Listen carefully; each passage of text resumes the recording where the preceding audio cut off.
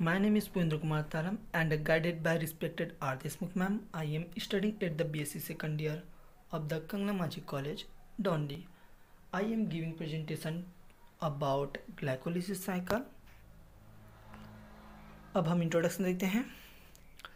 Glycolysis Greek भाषा से लिया गया शब्द है जिसमें ग्लाइका इसका मतलब होता है स्वीट एंड लाइसिस मीन होता है स्प्लिटिंग एंड डिस्ट्रॉय यानी नष्ट होना। यह एक यूनिवर्सल कैटाबॉलिक पाथवे है जो सभी लिविंग सेल्स में होती है। ग्लाइकोलिसिस को इस प्रकार भी डिफाइन कर सकते हैं जिसमें ग्लूकोज के प्रत्येक अणु पायरुवेट के दो अणु यानी पायरुविक एसिड के दो अणु में कन्वर्ट होता है। इस पाथवे का खोज इम्बेडेन मेयर हॉप एंड पार्नास ने किया था। इस कारण इसे इम्बेडेन मेयर हॉप पाथवे या ईएम पाथवे भी बोला जाता है। अब हम साइट ऑफ ग्लाइकोलिसिस देखते हैं। ग्लाइकोलिसिस बॉडी के सभी सेल के साइटोप्लाज्म में होता है। Step of glycolysis. ग्लाइकोलिसिस एक लंबी प्रोसेस है जो 11 एंजाइमों की सहायता से पूरा होता है। ग्लाइकोलिसिस में दो फेज होते हैं। पहला फेज होता है प्रिपरेटिव फेज और दूसरा फेज होता है पे ऑफ फेज। ग्लूकोज पायरुवेट में 10 चरणों में पूरा होती है। पहला फेज होता है प्रिपरेटिव फेज जिसे ग्लूकोज एक्टिवेशन फेज भी कहा जाता है। ग्लाइकोलिसिस के प्रिपरेटिव फेज में एटीपी के दो अणुओं का खर्च होता है और हेक्सोस चैन 2 ट्राइओस फास्फेट में कन्वर्ट होता है। इस दौरान ग्लूकोज का फास्फोराइलेशन होता है और 3 ग्लिसरॉल्डिहाइड फास्फेट में कन्वर्ट हो जाता है। स्टेप 1, 2, 3, 4 व 5 को एक साथ प्रिपरेटरी फेज बोला जाता है। सेकंड होता है पे ऑफ फेज। इसे एनर्जी एक्सट्रैक्शन फेज भी बोला जाता है और हिंदी में कहते हैं ऊर्जा निष्कर्षण फेज।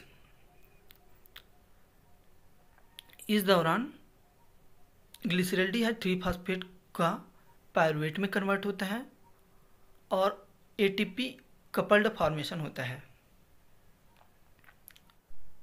क्योंकि ग्लूकोज के अणु स्प्लिट होकर दो अणु डिग्लिसरॉल्डिहाइड 3 फास्फेट बनाता है। इस पे ऑफ फेज में 5 स्टेप होते हैं। 6 से 10 तक के स्टेप इसी में आते हैं। अब हम डायग्राम देखते हैं ग्लाइकोलिसिस का। यह 10 स्टेप में पूरा होता है जिसमें ग्लूकोज पायरुवेट में के दो अणु में कन्वर्ट होता है। अब हम स्टेप ऑफ ग्लाइकोलिसिस देखते हैं यानी कि स्टेप टू स्टेप ग्लाइकोलिसिस को।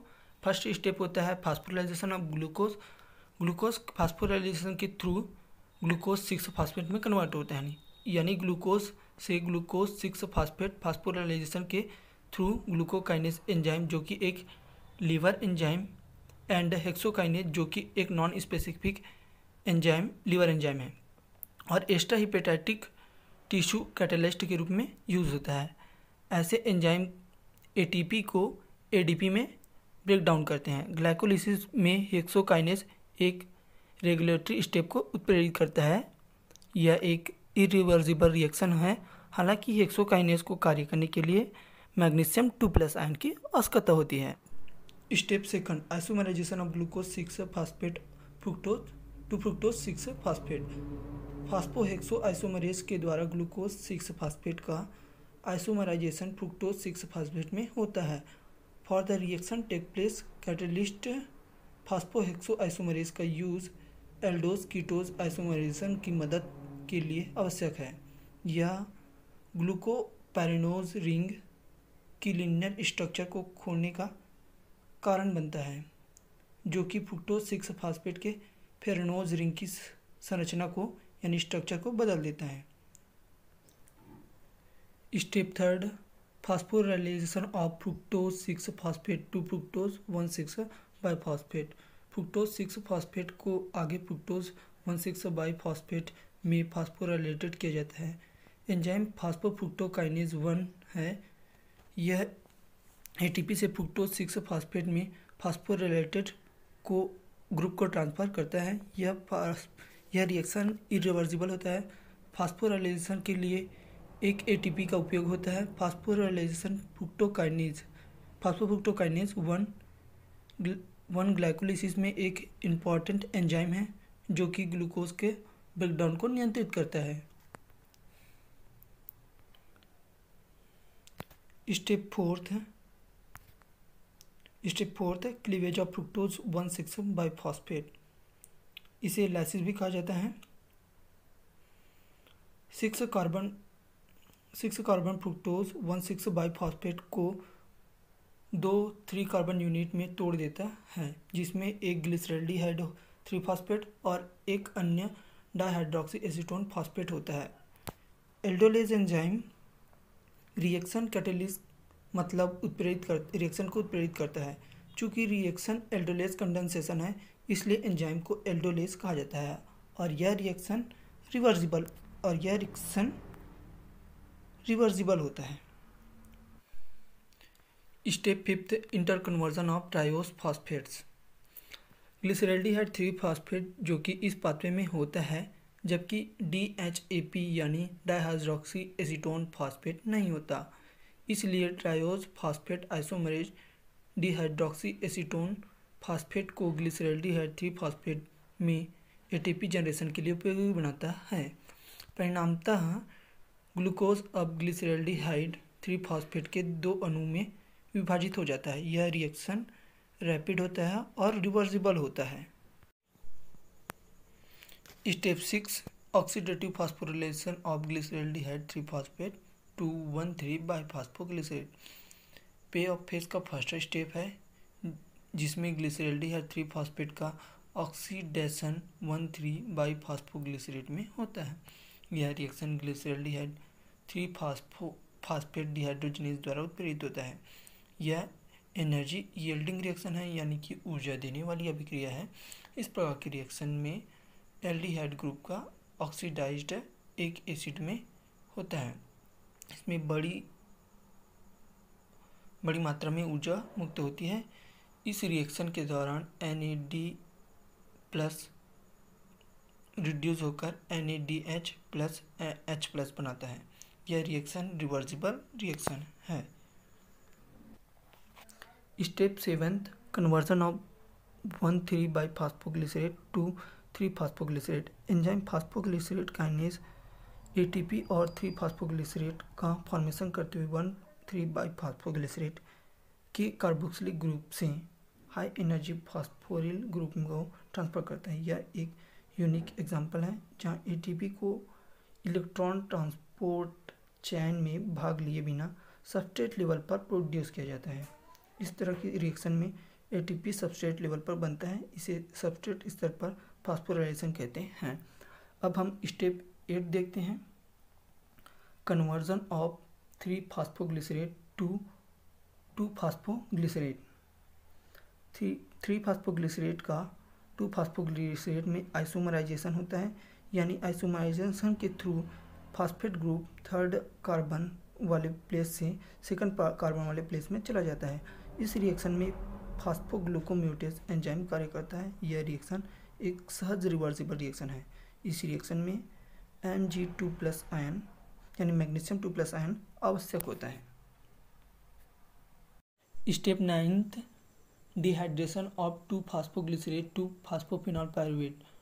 2 फास्फोग्लिसरेट एंजाइम एनोलेज द्वारा फास्फोफिनॉल पायरुवेट में चेंज हो जाता है। इसी रिएक्शन में एक वाटर मॉलिक्यूल रिमूव होता है, एक हाई एनर्जी बॉन्ड प्रोड्यूस होता है। यह एक रिवर्सिबल रिएक्शन है। इनोलेज मैग्नीशियम 2+ आयन आवश्यक होता है। अब हम स्टेप 10 की ओर बढ़ते हैं। Step 10 conversion of phosphoenol pyruvate to pyruvate. Phosphoenol pyruvate का डीफास्फोराइलेशन पायरुवेट काइनेज द्वारा होता है और पायरुवेट में चेंज होता है। फर्स्ट फास्फोफिनॉल पायरुवेट को इनोल पायरुवेट के मध्य ट्रांसिएंट इंटरमीडिएट बनाया जाता है, जो कि स्वतः कीटो पायरुवेट में ट्रांसमराइज्ड होता है। इस रिएक्शन के दौरान ATP का 1 मोल जनरेशन होता है।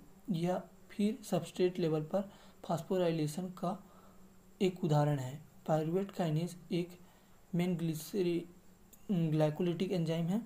यह स्टेप इरिवर्सिबल होता है। अब हम एनर्जी यील्ड फ्रॉम ग्लाइकोलिसिस देखते हैं। एनर्जी यील्ड फ्रॉम ग्लाइकोलिसिस, यानी इसमें कितना एनर्जी उपलब्ध मतलब उत्पन्न हुआ ये देखेंगे। First step enzyme hexokinase source without number of ATP -1, यानी कि एक अणु का ATP का खर्च। स्टेप थर्ड है phosphofructokinase enzyme source without number of ATP -1, यानी कि इसमें भी एक ATP खर्च। Step 6 glyceraldehyde 3 phosphate dehydrogenase NAD source NADH +3 × 2 + 6 ATP generate. 7 phosphoglyceride kinase ATP 1 × 2 + 2 ATP generate. Step 10 pyruvate kinase ATP 1 × 2 + 2। इस प्रकार नेट यील्ड एनर्जी 8 ATP। अब सिग्निफिकेशन ऑफ ग्लाइकोलिसिस पाथवे देखे हैं। ग्लाइकोलिसिस एक ऐसा पाथवे है जो कि शरीर के सभी सेल्स में होता है। सेकंड, इरिथ्रोसाइट में ऊर्जा का एकमात्र स्रोत ग्लाइकोलिसिस होता है। एंड थर्ड, फिजिकली डिमांडिंग वाले कार्यों को करते समय मांसपेशी के टिश्यू को ऑक्सीजन की इनसफिशिएंट सप्लाई का एक्सपीरियंस हो सकता है। एनारोबिक ग्लाइकोलिसिस मसल्स के लिए प्राइमरी एनर्जी सोर्सेज के रूप में कार्य करता है। एंड फिफ्थ, ग्लाइकोलिटिक पाथवे का पूर्ण ऑक्सीकरण से पहले प्राइमरी स्टेप माना जा सकता।